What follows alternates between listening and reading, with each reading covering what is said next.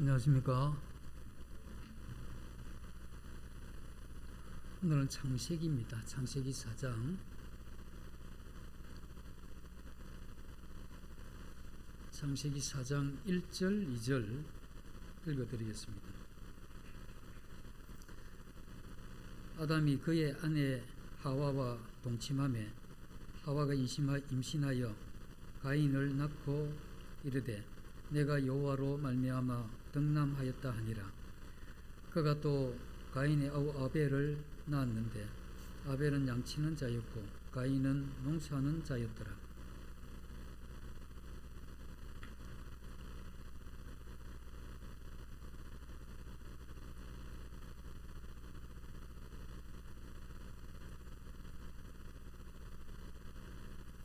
저희들이 이렇게 살아가면서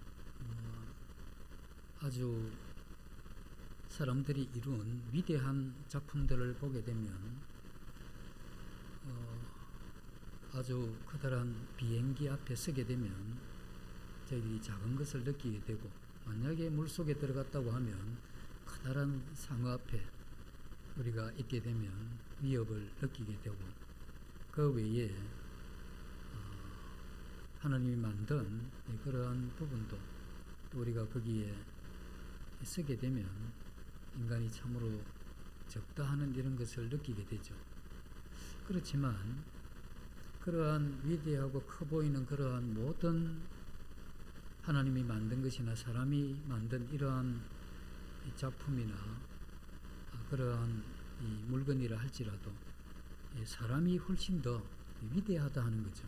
사람이 위대하다는 것은 어떠한 짐승이나 물건들이 어떠한 이 사건이나 또 일을 당하게 될 때 그들이 가지지 못하는 게 있는데 그 일을 통해서 의미를 찾지를 못하는 겁니다.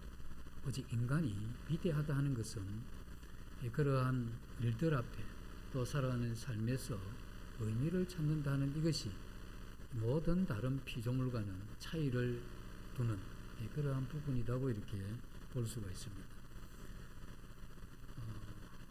그래서 우리는 우리 자신이 가장 많이, 그리고 가장 우리 이러한 삶의 중심이 되고 근원이 되는 가정, 그리고 이 교회, 이러한 부분에 대해서 우리가 어떤 의미를 가지고 그곳에서 생활하느냐 하는 이것이 중요합니다. 우리가 시간을 많이 들이는 것, 직장 생활을 하게 될 때 그 직장에 시간을 많이 들이기 때문에 그 직장에서 요구하는 어떤 것을 만들어내거나 이루어가야 되죠. 그렇지 않게 되면 자신이 이러한 직장 생활에 어려움이 오기 때문에, 그래서 직장 생활을 하는 나름대로의 이러한 의미를 가지고 있는데 우리 자신들이 생각보다 익숙해져 있는 이 가정이나 이 교회에 대한 이러한 부분은 그러한 생각이 약할 수 있다는 겁니다.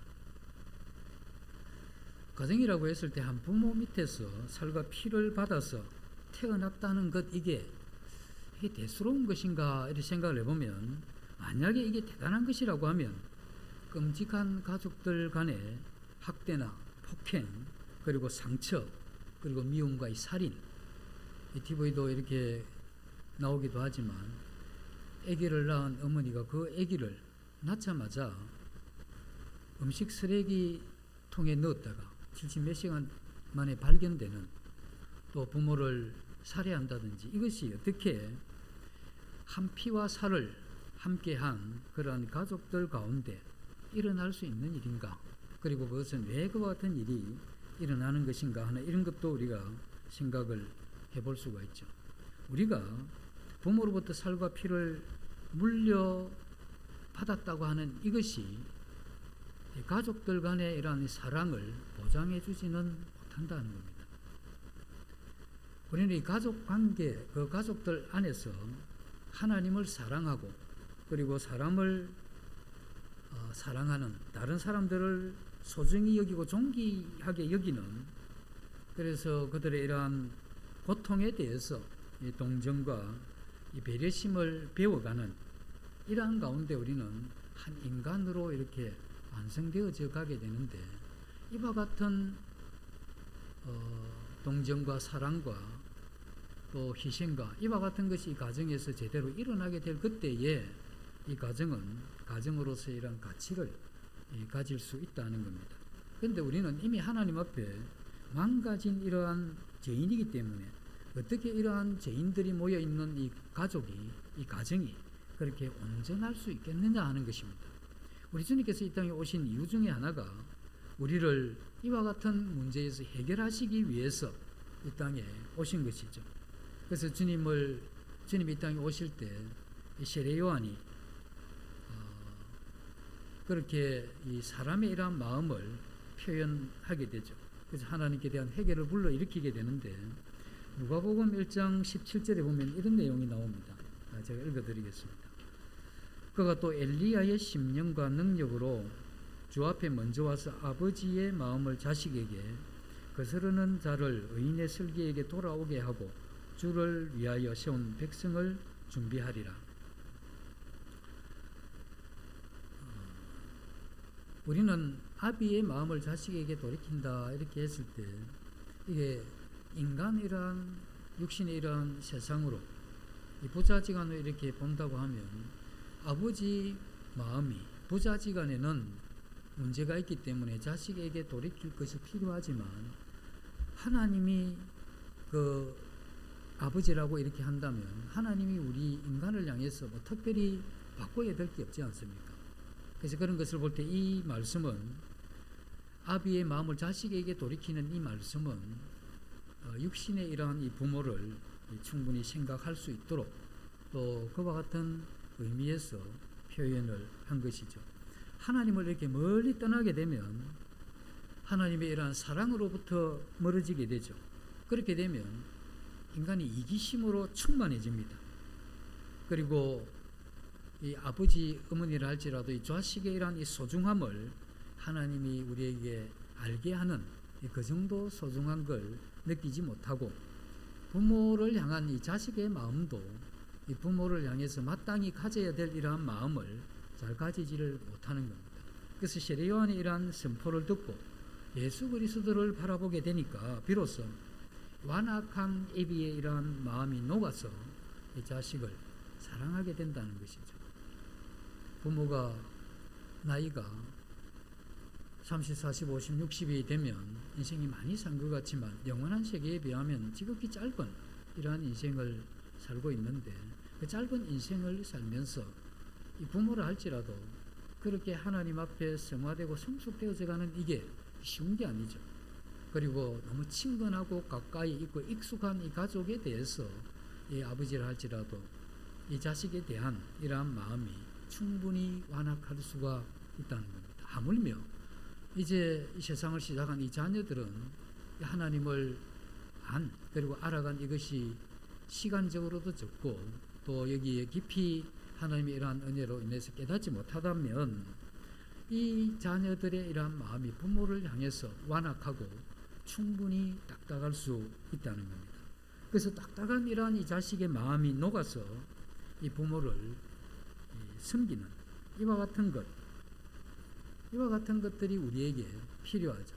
그렇지만 많은 사람들은 하나님께나 가능한 기대, 그 무한한 기대를 가족들에게 그 기대를 걸면서 희생을 요구하게 되죠. 특별히 이제 자녀들이 더 그러할 수가 있다는 겁니다. 부모들은 어떤 면에서 모든 것을 다 줘서 그들을 길러왔는데 끊임없이 불평하고 또 원망하고 해주지 않는 것만 기억하죠. 받은 이러한 사랑은 빨리 잊어버리고 마치 상처 조금 받은 걸 뭐 보완화되는 것 같이 깊이 기억하면서 그걸 마음에 거듭 곱씹는 이와 같은 것. 그러면 우리가 묻고 싶은 게 있는데 그 자식인 자신의 입장에서 부모를 하나님같이 대한 적이 있느냐 이거죠. 자신은 하나님을 대하듯 부모에게 대한 적도 없으면서 왜 하나님께나 가능한 기대를 부모에게 하느냐 이거죠. 부모를 하나님처럼 사랑하고 그 모든 이러한 삶을 바쳐서 그 부모에게 순종하고 또 섬기는 이와 같은 삶을 하지 않았죠, 거의. 그런데 왜 부모를 향해서 이 자식은 그와 같은 기대를 하느냐? 그 자식은 부모에게 그렇게 하지 않았다고 하면 그 기대를 하나님 앞에 하면 되죠. 하나님 앞에 하나님만이 해줄 수 있는 그러한 기대는 하나님 앞에 가서 하면 되는데, 하나님 앞에 하지 않고 누구에게 하느냐 하면 눈앞에 보이는 그러한 부모에게 하게 되죠. 딸들도 사춘기가 오면 굉장히 예민해지죠. 그때쯤 되면 엄마도 갱년기가 오게 되는데, 딸들이 늘 엄마를 그렇게 괴롭히고 싶어서 괴롭히는 게 아니고, 하다 보니까 자기가 자기 자신도 어찌 지체할 수 없는 이러한 상황이기 때문에 하다 보니 이 엄마를 자꾸 이렇게 괴롭히려고 한 건 아닌데 괴롭히게 되면, 어떤 엄마는 그렇게 이야기를 했답니다. 그 딸을 향해서 얘야, 나도 하나님의 딸이다. 그러니까 대충 해라 이 이야기죠, 맹간하면. 그래서 이 지나칠 정도로 우리의 이러한 이 자녀들은 이 부모를 향해서 그럴 수가 있다는 겁니다. 가족들이 함께 살아갈 때 나 어떤 개인의 이기적인 이러한 행복을 위해서 이 가족을 이용하거나 내 어떤 개인적인 이러한 만족을 위해서 가족이 존재하는 그러한 이 집단이 아니다 하는 겁니다. 가족은 서로 이렇게 사랑함으로써 이 가족의 이러한 이 지체들이 완성되어져 가는 것이죠. 그래서 우리는 한 인간으로서 가정이라고 하는 이 속에서 생활하는 가운데 우리가 하나님 앞에서 완성되어 가는 것, 이것이 우리 이러한 가정이죠. 그래서 가정은 나의 모든 필요를 채워야 되는 어떤 절대적인 뭔가 내게 계속 공급해야 되는 그런 것이 아니고, 때로는 내가 원했던 기대가 될 만큼 차지 않을 때도 있고, 때로는 내가 그 일로 인해서 어려움이나 상처가 될 수 있고, 또 그 일로 인해서 나의 어떤 이런 원망과 또 불평이 일으킬 수 있는 그러한 일들이 일어나겠죠.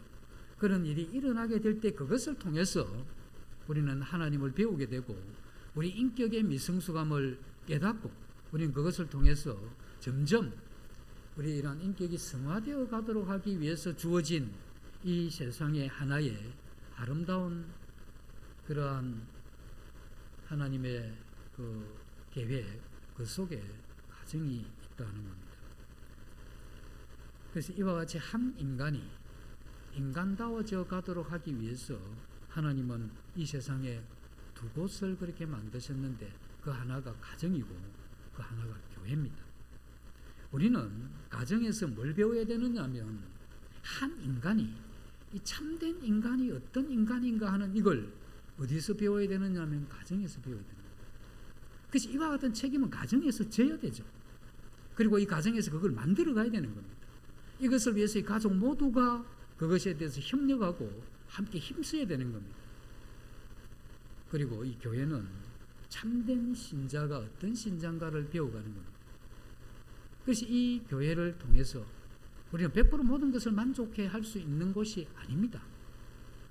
그러나 우리는 이 교회를 통해서 참된 이 신자가 가져야 되는, 물론 여러 가지 이 교리의 이러한 이 지식과 함께 우리 인격의 이러한 성장이, 또 영적인 이러한 부분의 이 성화가 이 교회를 통해서 일어나야 되는 것이죠. 우리가 만약에 가정에서 참된 인간이 되어져 가면 되어져 갈수록 우리 마음의 소원이 뭐냐면 참된 그리스도인이 되고 싶다 하는 이런 마음이 생겨요. 그리고 우리가 교회에서 참된 그리스도인이 되어져 가면 되어져 갈수록 나는 참된 인간이 되고 싶다는 것을 느끼게 되죠. 그래서 이 참된 이러한 그리스도인은 참된 인간과 이렇게 이게 나누어질 수 없는 그러한 관계에 있는 것이죠. 그래서 우리는 자라면서 이와 같은 것을 하나하나 가정과 교회에서 이루어가게 되죠. 그런데 이것을 이루기 위해서 우리는 더 높은 신분으로부터 오는 은혜를 받지 않으면 그렇게 살 수 없다 하는 걸 알게 됩니다. 그래서 우리는 가정에서 내가 참된 한 인간으로, 교회에서 참된 한 신자로 살아가기 위해서 우리는 특별한 하나님으로부터 오는 이와 같은 힘, 그 능력을 부여받지 않고서는 내가 그렇게 원했던 아름답고 행복한 이러한 삶 이 자체가 이루어지는 것이 아니다 하는 것을 깨닫게 되죠. 오직 하나님이 주시는 그 진리와 그 사랑으로만 우리는 참된 인간이 될 수 있고 참된 신자가 될 수 있다 하는 이것을 우리 하나님을 통해서 배우게 되는 것이죠. 우리 모두는 부모를 통해서 이와 같은 모본을 보면서 자라야 되죠. 그리고 그 모본을 보면서 자란 이 자녀들이 성장해서 배우자를 만나서 한 가정을 이루면서 그 부모의 모본을 따라서 아름다운 가정을 이루어 가야 되고, 그 아름다운 가정을 이루어가는 거기에 또 자녀들이 생산되면 이 자녀들은, 이 부모들은 이 자녀에게 그러한 본을 끼치면서 사는 것, 이게 한 가정이 자기가 태어나면서 죽을 때까지 이루어지는 그러한 과정이죠. 우리는 가족과 함께 살면서, 그리고 가족과 함께 아름답고 행복한 가정을 이루려고 하면서 우리가 깨닫게 되는 게 무엇이냐면, 자신이 얼마나 불완전한 인간인가 하는 이걸 어디서 배워야 되느냐면 가정에서 배워야 됩니다. 내가 정말 불완전한, 그리고 나의 이러한 이 불완전한 모습을 어디서 또 배워야 되느냐? 교회에서 그걸 배워야 되죠. 그리고 내가 마땅히 사랑해야 될 이러한 사람들에 대한 사랑할 힘이 자신에게 없다는 이걸 깊이 인식하고, 그리고 가족들이 겪게 되는 그러한 고통이나 슬픔이나 이러한 아픔에 대해서 자신이 깊이 함께하는, 그래서 이 교회의 지체들이 겪는 이러한 어려움에 대해서 깊이 그 마음에 함께 할 수 있는 이와 같은 마음들, 그것을 통해서 우리는 이 세상에 살아가는 인생의 이러한 무게를 이겨나갈 수 있게 된다 하는 겁니다. 점점 나이가 들고 살아가시면서 겪게 되고 마주치게 될 것이 말할 수 없는 이러한 고통과 괴로움, 이러한 어려움, 이런 것들은 이 세상에 사는 동안 시간이 지날수록 그런 것들을 우리가 맞이하게 된다 하는 것입니다. 그래서 이제 그런 것을 맞이하게 될 때 그것이 굉장히 길어지고 괴로운 상태에 이런 도가 넘어가게 되면 굉장히 힘들죠. 그래서 너무 힘들 때는 우리는 그 상태에 그냥 있을 수가 없는 겁니다. 어떤 다른 행동을 하게 되죠. 그래서 이제 많은 사람들이 그렇게 정말 힘들 때 하나의 방법을 이야기를 해주는데, 자기 자신에게 이야기해라. 뭐라고 이야기하냐면 좀 쉬어라, 그런 이야기를 해라고 하는데, 근데 그런 고통을 작게 느낄 때는 그게 가능합니다. 인간한 고통은 좀 쉬자 하면 쉬어져요. 근데 그게 자기가 조절이 안 될 정도의 이런 고통이 되면 쉬자 이게 하면 이게 뭐 휴전이 되고 좀 쉬어져야 되는데 휴전이 안 됩니다. 그리고 그건 눈을 뜨면서 잘 때까지 떠는 그 잠을 설치게 하면서까지 이 고통이나 어려움이 우리의 이러한 마음을 계속해서 매일 매 시간 이렇게 누르게 되는데, 그때 방법으로 동문한 쉬자 이렇게 한다고 해서 되는 게 아니다.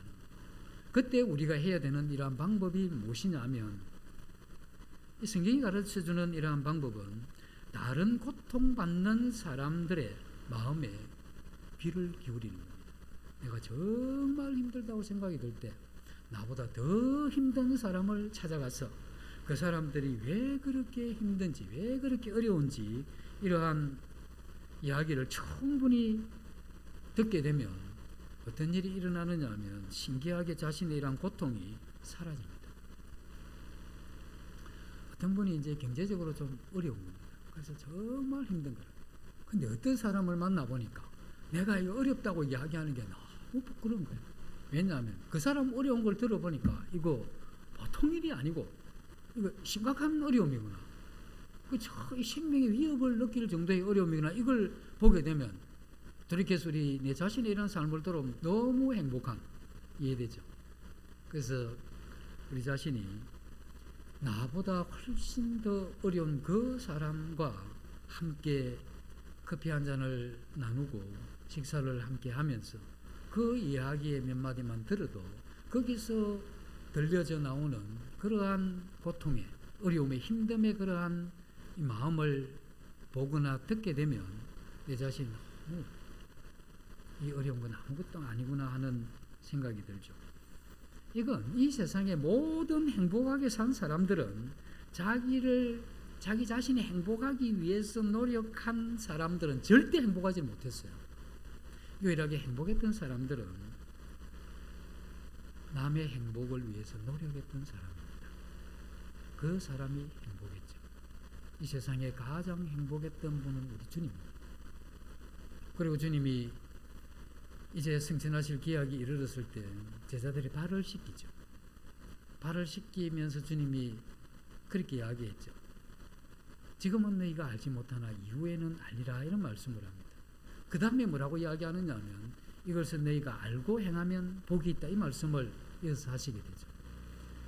자신의 이러한 행복을 위해서가 아니라 남의 어렵고 힘든, 그리고 남이 참 스스로 해결하기 힘들어하는 그러한 부분들을 우리 자신들이 절대적으로 다 해결해 줄 수는 없지만 그것이 마음을 속 함께 하게 될 그때에 그 일을 하는 사람의 마음이 행복하죠. 그래서 우리는 이 땅의 행복은 모든 것을 움켜쥔 사람이 행복한 것이 아니고 움켜진 것이 얼마 되지 않더라도 그것을 나누어 주는 사람, 그 사람이 행복합니다. 이게 행복한 사람들의 공통점이죠.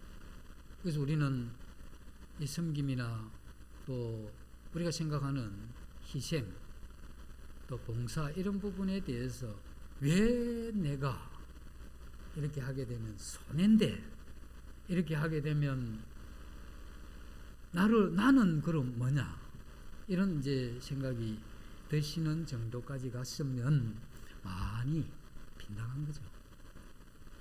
그래서 주님 앞에서 그렇게 해보면 내가 이렇게 섬길 수 있고 내가 도울 수 있고 희생할 수 있다는 이게 너무 감사한, 그게 정상입니다. 그래서 그렇게 해보면 그 주님이 있는 자에게 더 주시죠. 그래서 있는 자에게 그와 같은 섬김의 희생의 삶을 사는 그 마음이 좋잖아요. 근데 그렇게 살면 더 그렇게 살 수 있는 힘을 주시죠. 그 씨를 뿌린 자에게 그 씨와 먹을 양식을 주시는 분이 하나님이신데 우리가 그와 같은 이러한 삶의 그 아름다움을 이렇게 발견해가는 이게 인생에 있어서 참 행복합니다. 그것을 어디서부터 해야 되느냐 하면 가정에서부터 해야 되죠. 우리는 질문해야 되는데, 내가 지나온 이제 가을이 되기도 했고 겨울에 지금 접어들었죠.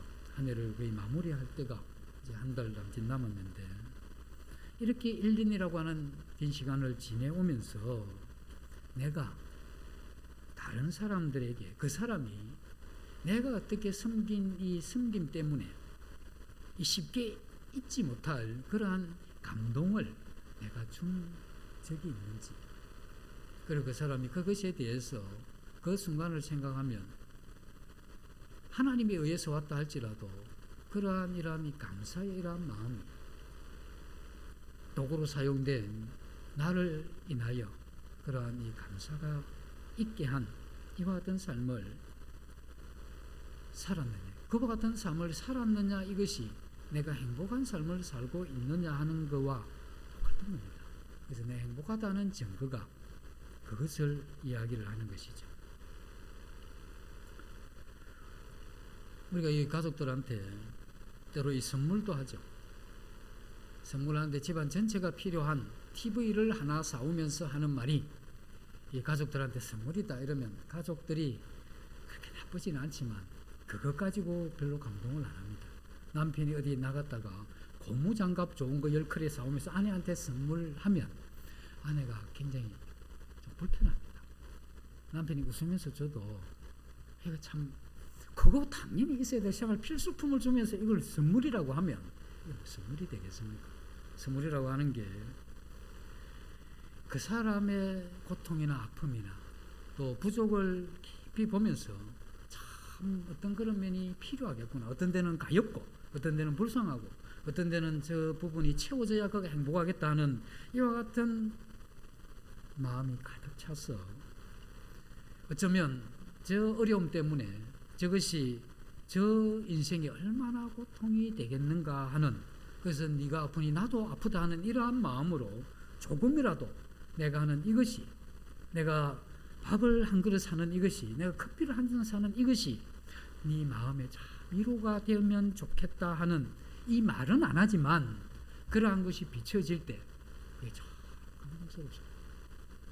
그런데 그러한 삶을 지난 이러한 기간 동안에 내가 살아왔나 하는 이걸 우리가 자신에게 물어봐야 될 부분이죠. 그런데 그렇게 우리가 살게 되면 신기하게도 며칠 전까지 나를 잡아당기던 그 무겁고 고통스럽고 어려운 이것이 점점 사라지죠. 그러면서 우리의 마음 가운데 드는 것이, 우리의 이러한 삶이 어찌할지라도 내가 이 세상에 주님 앞에 평화의 이러한 도구로 사용되는 것, 이것이 내 인생의 이러한 행복이 아닌가 하는 이것이, 그러한 경험을 통해서 마음에서 깊이 터득이 되는 것이죠. 나는 나 이기적인 이러한 욕망을 채워서 결코 내가 행복해질 수가 없다는 겁니다. 내가 가장 귀하고 아름다운 것을 다른 사람에게 섬김을 통해서 내어주게 될 그때에 나는 그 일로 인해서 덕을 보는 것이 없지만, 그것이 다른 사람들이 즐거워하고 그가 감동된다고 하면 이것이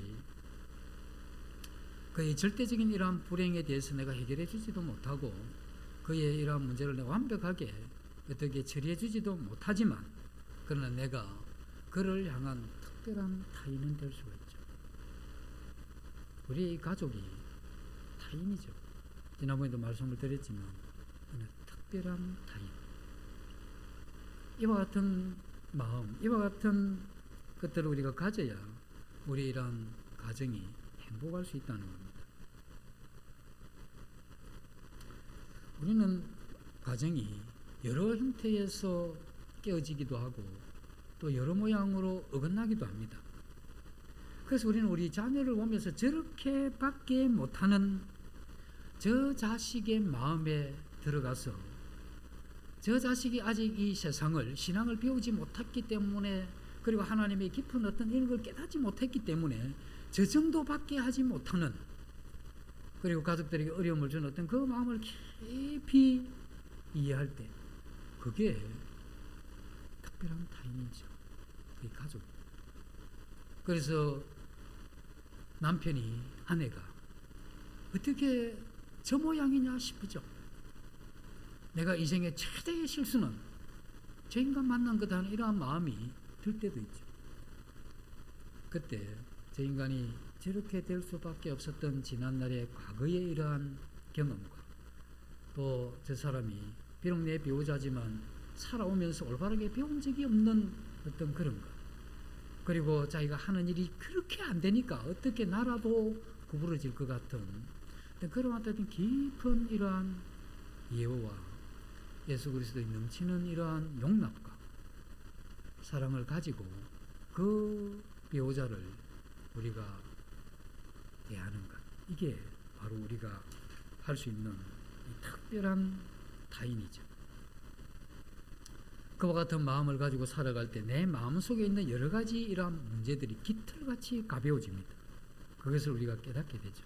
그래서 하나님께서 인간을 창조하시고 이 가정을 만드신 이러한 목적은, 사람들을 이렇게 나한테 이렇게 모아가지고 이렇게 모인 이 사람은 요 선 너머의 사람들하고는 어떤 화합이나 어떤 그런 것보다 적대시하게 만드는, 또 우리 돌돌 뭉쳐서 어떻게 하는, 그리고 다른 사람들이 이질감을 느끼고 배타적인 어떤 이러한 마음을 가진, 이건 가정이나 이 교회, 자기가 속한 어떤 친한 이 그룹에서 일어나게 돼서는 안 되는 부분입니다.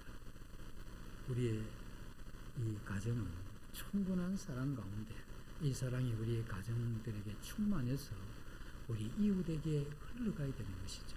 어떻게 우리 가정이 다른 가정과 이렇게 단절되고 배차적인 이러한 것이 된다면 굉장히 이기적인 가정이고, 거기에 모여 있는 그 구성은, 그 가족은 전부 동의하에 이기적인 이러한 가정들이죠. 그 가정은 결코 행복할 수가 없다는 겁니다.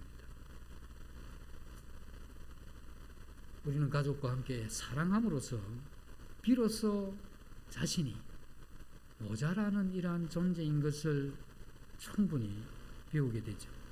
그리고 내가 주님을 힘입어 사랑하지 않는 한 내가 이 가정의 한 구성원으로서 이 가정을 행복하게 이끌 수 있는 그 어떤 것도 내게 없구나 하는 이것을 우리가 가정을 통해서 충분히 배워야 되죠. 그래서 나는 이 세상에 태어나서 분에 넘치는 이러한 모든 사람에게 그런 사랑을 받았다 할지라도 내가 가지고 있는 외로움이나 이 고독한 것이 해결이 안 됩니다. 내가 어떤 사랑을 받음으로써 어느 정도 위로가 되겠지만 그 위로도 참 아름다운 것이지만 그러나 내가 근원적으로 가지고 있는 이 외로움이나 이 고독한 이건 많은 사람들의 이러한 이 친근한 만남을 통해서 해결되는 일이 아닙니다. 한 가지, 내가 내 자신의 행복보다 그 사람의 이러한 행복이 더 중요하다고 생각을 하면서 내가 진심으로 갈망하는 것은 내 자신의 행복이 아니고 그 사람의 행복이다라고 생각하는 그 사람이 한 사람만 있어도 그 사람은 외롭지 않다는 겁니다. 우리가 이 이기적인 또 자기중심적인 배타적인 이 시대를 살아가면서 군중 속에 외로움을 느끼죠. 사람은 많은데 함께할 사람이 없다. 그래서 우리는 그 함께할 사람을 찾는 게 아니고 내가 함께 해주는 그러한 사람으로 이렇게 가게 되면 정말 이 세상은 하나님 앞에 아름다운 어떤 그러한 세상을 우리가 발견할 수가 있다는 겁니다. 그래서 우리가 남을 충분히 이렇게 사랑하게 되면 나는 사랑받지 않았지만 내가 사랑하게 될 때 그 사랑하는 그 속에 충분히 하나님이 계시기 때문에 나는 더 이상 외롭지가 않고 고독하지도 않는 겁니다. 이것이 성경이 우리에게 가르치는 부분이죠. 오늘날 많은 사람들이 기독교를 믿는 사람들을 향해서 욕하죠. 이건 만약에 그 거듭난 사람이라고 하면 진주에 흙이 묻은 것과 같은 겁니다. 그래서 많은 사람들이 그 흙을 보면서 이 그리스도인들을 욕하기도 하지만 우리는 그 흙 묻은 진주, 흙을 닦아내게 되면 참으로 아름다운 그와 같은 위대한 하나님의 진리와 사랑이 그 속에 있게 되죠. 그래서 우리 자신들의 이러한 삶을 잘 닦아서 이 흙과 같은 오물을 잘 닦아내어서 우리 자신이 이 세상에 인류가 가져야 될 그러한 이 정신이 그리고 인류를 붙들어주는 그러한 힘이 위대한 이러한 이 진리 속에 있다는 이것이 우리 자신을 통해서 어떻게든 이 전달되는 것 그리고 그것을 통해서 그들이 주님을 만나게 되는 이게 선교죠. 모든 사람들이 이런 행복을 버리고 자신에게 계속 파고들죠. 자신 속에 계속 파고들면 어떤 사람은 그렇게 이야기하죠. 그 사람은 자기 속에 굴 탄다 이렇게 이야기하죠. 갱도. 이와 같은 굴을 파고 그 속에 들어가게 되면 굴 떨어지죠. 닳게 있겠습니까? 워낙 깊이 파면 쑥 떨어지겠죠. 그건 자신이 자기를 생각하고 자기를 행복하기 위해서 깊이 생각했지만 그러나 그게 깊이 떨어질수록 그 속에 행복이 없습니다. 행복은 우리 안에 있는 것이 아니고 하나님 안에 있기 때문에 우리가 거기에서 벗어나야 되겠죠. 우리는 우리 자녀들이 성장하는 과정 가운데 질풍노도라고 하는 이와 같은 이 사춘기를 겪게 되죠. 그러나 언젠가는 그 시기가 끝나지 않겠습니까? 그래서 이제 부모가 이렇게 그 자녀를 보면서 참 이 청소년의 이러한 이 시기가 참 힘든 시기구나, 혹독한 이러한 시기구나 하는 이것을 생각을 하게 되죠. 물론 이제 부모들도 때가 되면 갱년기가 오게 되는데 이 갱년기는 어쩌면 이 사춘기보다 더 힘들 수가 있어요. 그러나 이러한 이 시기를 지나면서 우리 이러한 이 가족은 그러한 부분에 대한 깊은 이해가 필요합니다. 그리고 깊은 진리 안에서의 사랑이 필요하죠. 그래서 부부가 이러한 상대를 향해서 깊은 이러한 이해, 이것을 통해서 기다려주고 참고, 그리고 이 배우자의 이러한 아픔과 이러한 이 고통을 나의 이러한 아픔으로 생각을 하면서 살아가는 가족 간의 이러한 이 사랑, 이것이 가족을 이 세상에 여러 가지 어려움에서 견뎌가게 하는 힘이죠. 그런데 어떤 사람은 다 필요 없다, 내 인생은 다른 곳에 가서 의미를 찾아야 되겠다, 이렇게 생각하면 빗나가게 되죠. 일탈하게 되고 탈선하게 되는데, 그러면 그렇게 나가면 잘 살 수 있느냐? 자녀가 집 뛰쳐나가고 아빠 엄마 집 뛰쳐나가면 그러면 거기에서 정말 자기는 행복할 수 있겠느냐 했을 때, 성경에서는 그렇게 이야기를 하지 않습니다. 잘 사는 인생, 그것은 가족들과 행복하게 사느냐 하는 이것과 굉장히 직결이 됩니다. 그리고 가족과 행복하다고 하는 그 의미는 이런 거죠. 내가 한 인간으로 정말 산다는 게 뭔가, 그리고 한 인간으로 잘 산다 하는 이것을 말할 때 우리 자신이 빼먹으면 안 되는 게, 가족들과의 관계를 빼고 나 잘 살았다 못 살았다 하는 이것은 전혀 성립될 수 없는 그러한 이야기입니다. 그래서 나 한 사람이 잘 살았다고 하는 이건 가족과 깊은 관계가 있습니다. 그래서 그 가정에서 잘 살아야 되죠. 가끔씩 남편이 한번 실수하기를 기다렸다가 그때 약점 잡고 기다렸다는 듯이 책임을 물으면서 그렇게 인생을 산다면 누가 거기에 견뎌낼 수가 있겠습니까? 반대도 마찬가지죠. 우리 가족들은 잠시 다 흔들리는 사람들입니다. 그러나 우리가 흔들린다 할지라도 돌아갈 고향 같은 그런 가족이 있어야 되죠. 우리 자녀도 흔들리고 우리 배우자도 다 흔들리는 겁니다. 그래서 한 아내와 남편이 서로 사랑하면서 살아가는 이 행복은 자식에게 말로 가르쳐지는 것이 아니고 삶으로 이렇게 전수되는 그러한 것이죠. 근데 살다 보면 가끔씩 그런 생각이 들지 않습니까? 나 참 누군가, 나 열심히 살은 것 같은데, 열심히 살았는데 이건 나 잘 산 건가 못 산 건가, 이런 생각이 들 때 있죠.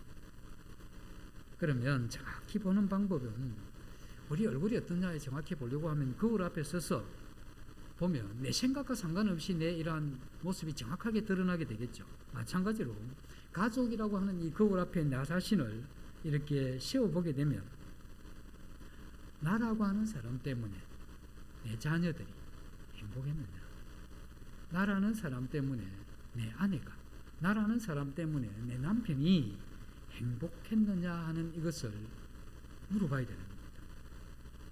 그리고 내 가족들이 쓰러지고 넘어질 때 나라고 하는 사람 때문에 내 가족들이 용기를 얻었느냐, 내 가족들이 넘어질 때 그리고 다시 일어나려고 할 때 내 그 가족들의 이러한 손을 제대로 잡아줬느냐, 그리고 나는 그 가족들과 인생을 함께 살자고 그렇게 말은 안 해도 그러한 이러한 이 삶의 의미를 전달해 왔느냐, 이게 필요하죠.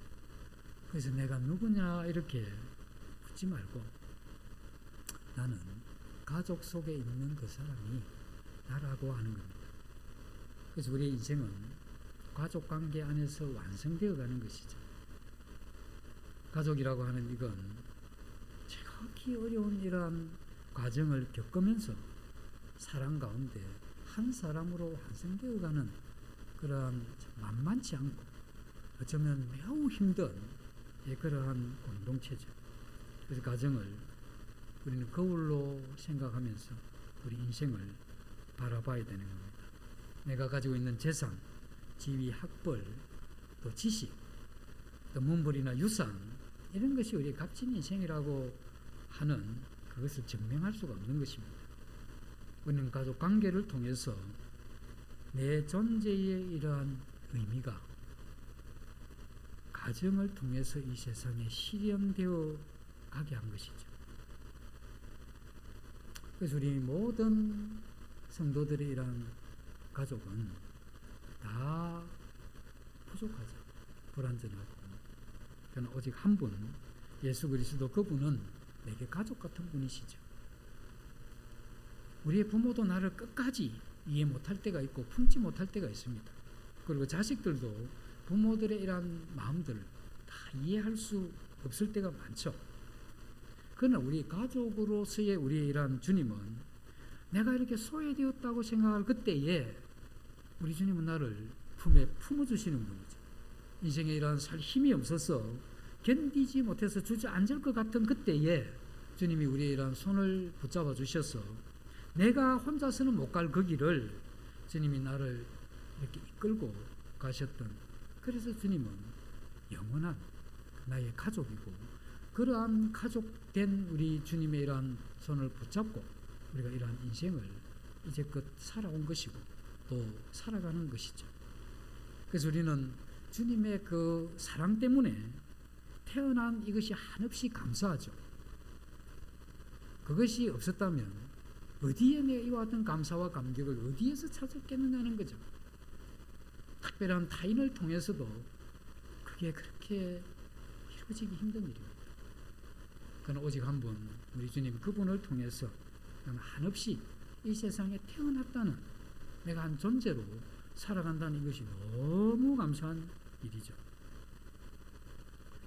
그래서 우리는 이와 같은 마음을 가지고 우리가 다른 사람들을 보면서 그가 가야 될 길을 알지 못하고 또 포기하고 주저앉아 있는 그 사람의 손을 붙들어서 나를 이끌고 데려가셨던 그 주님 의지에서 또 그 사람을 우리가 조금이나마 손을 붙잡고 또 주님을 의지한 그런 삶을 살아갈 수 있도록 하는 그 일을 하기 위한 도구로 우리를 이 땅에 여기에 두셨다는 겁니다. 우리 주님께서 우리에게 기대한 이것은 참 힘든 일이지만, 그러나 우리가 주님 안에서 그건 이루어갈 수 있는, 또 행복을 충분히 경험할 수 있는 그것을 우리에게 주셨다는 겁니다. 그런 삶을 추구하는 것, 이게 우리 신앙이다 이렇게 믿어집니다. 잠시 기도하고 마치겠습니다. 아버지 하나님, 이 가정에 아버지 하나님께서 기대했던 대로 가정을 통해서 한 인간이